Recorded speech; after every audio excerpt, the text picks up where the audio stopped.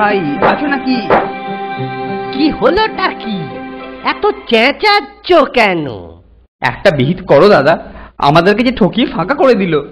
কে ঠকালো? কিভাবে ঠকালো ব্যাপারটা তো বলবে। ওই হাটে যে মুদিখানার দোকানি আছে না, সে পয়সাও বেশি নেয় আর ওজনেও কম দেয়। তুমি এর একটা বিহিত করো ভাই। আচ্ছা, দেখি তাহলে।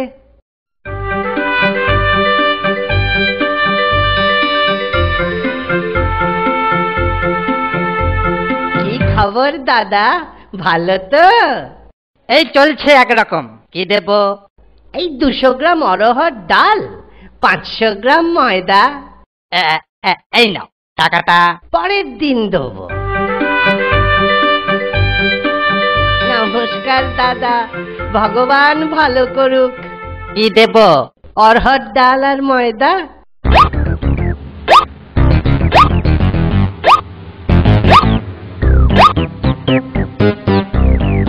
টাকাটা পরের দিন নিশ্চয়ই দেবো।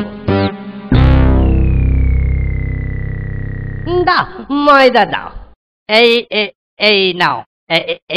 এইবার টাকাটা দাও দেখি। আরে ব্যস্ত হচ্ছ কেন? আমি কি দেবো না বলেছি? আজকের দিনটা যাক, কালকে নিশ্চয়ই দিয়ে দেবো।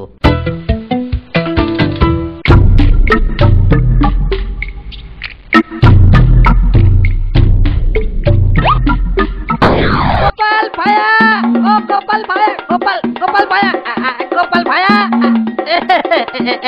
এই যে ভায়া, হাটে আসা হচ্ছিল বুঝি? বাজার করতে তো হাটেই আসে, মাঠে যায় নাকি? সে মাঠে ঘাটে যেখানেই যান, আমার বাকি টাকাটা। ঘাটে যাবার আগে নিশ্চয়ই দিয়ে যাব।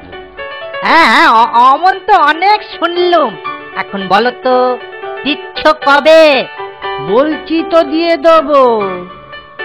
তুমি রাজার লোক বলে ভেবেছ কি? হ্যাঁ, আমি কিন্তু নালিশ করব রাজার কাছে। হ্যাঁ, তাই করো, সেখানেই সব কথা হবে। আচ্ছা বেশ, তাই হোক। হুজুর, হুজুর, গোপাল ধারে খেয়ে টাকা দিচ্ছে না। গোপাল, এ কথা কি সত্যি? হুজুর, সত্যি, এতে কোনো ভেজাল নেই। দোকানি, তুমি কত টাকা পাও? হুজুর, হুজুর 10 টাকা। 10 টাকা, বেশি নয়। এটাও কি ঠিক? না হুজুর, এতে ভেজাল আছে। মানে কি বলতে চাও কি? সামান্য কয়েকটা টাকা হুজুর, কিন্তু ও দুগুণ করে বলছে, 10 টাকা। দোকানি, তোমার হিসেব ঠিক আছে তো? এই দেখুন হিসাব। এই তো দেখছি হিসেব ঠিকই আছে।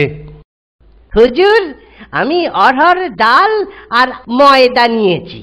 কিন্তু খাতায় ঘিও লেখা আছে দেখছি। ওইখানেই তো ভেজাল। আমি তো ঘি খাই না, তাই নেওয়ার কোনো প্রশ্নই নেই। হুজুর, অরহর ডাল আর ময়দাতে ঘি তো লাগবেই। ঘি ছাড়া কি এসব খাওয়া যায়? সত্যি তো, ও তো কিছু ভুল বলছে না। যতদিন ডাল ময়দা নিয়েছে, ততদিন ঘিও নিয়েছে। না না গোপাল, তুমি 10 টাকা দিয়ে দাও। আপনি যখন বলছেন তখন দিচ্ছি, কিন্তু ও বড্ড।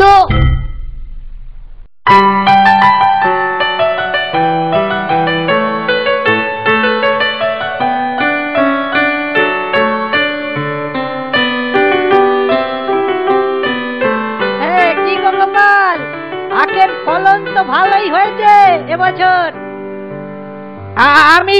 আমি আগাম বলে রাখলুম, আমায় কিছু কলসি গুড় দিও। তোমার দোকানে ধার খাই আর তোমাকে দেব না, সে কি কখনো হয়? কম করে 8-10 কলসি। হ্যাঁ, 8-10 কলসি গুড় দিও। ঠিক আছে, 10 কলসি গুড় তুমি পাবে। এই 10টা কলসিতে অর্ধেক করে মাটি ভর।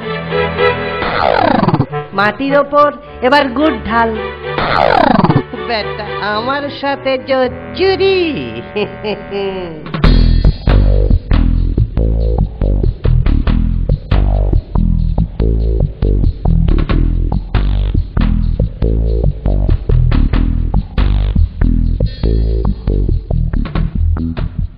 এই নাও তোমার 10 কলসি গুড়। দাও, এবার টাকা দাও। পরে টাকাটা নিয়ে যেও। বাবা, আমি ধার করে খাই কিন্তু ধার দিই না।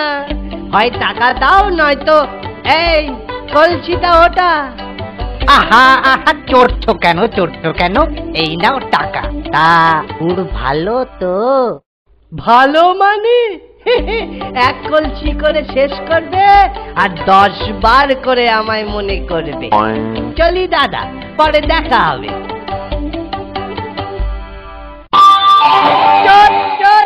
চোর কোথাকার? হ্যাঁ, বদমাইশের গাছ।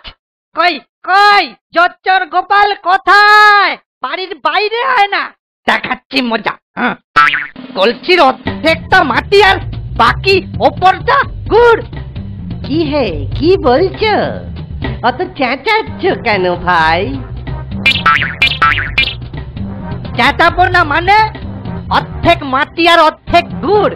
জুয়া চুরির জায়গা পাও না? হ্যাঁ, আমার সাথে এক্ষুনি টাকা ফেরত দাও। হ্যাঁ, এক্ষুনি টাকা ফেরত দাও।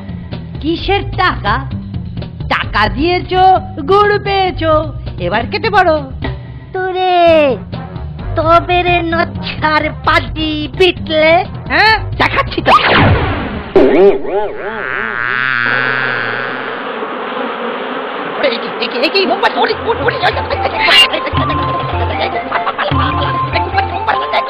গোপাল, দেখা যাবো।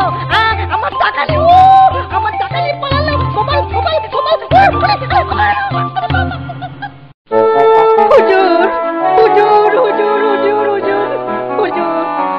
গোপাল আমার সাথে চুরি করেছে।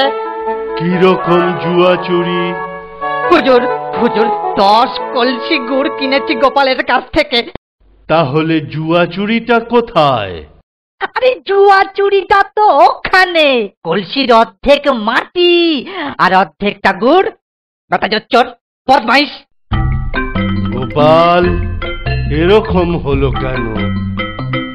হুজুর, মাটির কলসিতে তো মাটি থাকবেই। অরহর ডাল আর ময়দা কিনলে যদি ঘিও কিনতে হয়, তাহলে আমার কাছ থেকে গুড় নিলে অর্ধেক মাটি তো নিতেই হবে মহারাজ। মনে পড়েছে, বুঝলুম ব্যাপারটা। ঘিয়ের দাম নেবার সময় দোকানি তোমার কি মনে হয়নি যে তুমি জুয়া চুরি করছো? তখন কিন্তু গোপাল তোমাকে 10 টাকা দিয়ে দিয়েছিল। তুমি 20 টাকা জরিমানা দিয়ে দাও, এই আমার আদেশ। হুজুর, 1/2 টাকা নয়, একেবারে 20 টাকা। হয় টাকা দাও, নয়তো শাস্তি তোমাকে পেতেই হবে। বলছেন যখন দিচ্ছি। এই নাও 20 টাকা। তুমি যে পাকা জুয়া চোর, গোপাল বুদ্ধি দিয়ে তা রাজসভায় প্রমাণ করে দিল। মন্ত্রী, ওকে কি শাস্তি দেওয়া যায় তুমি ঠিক করো।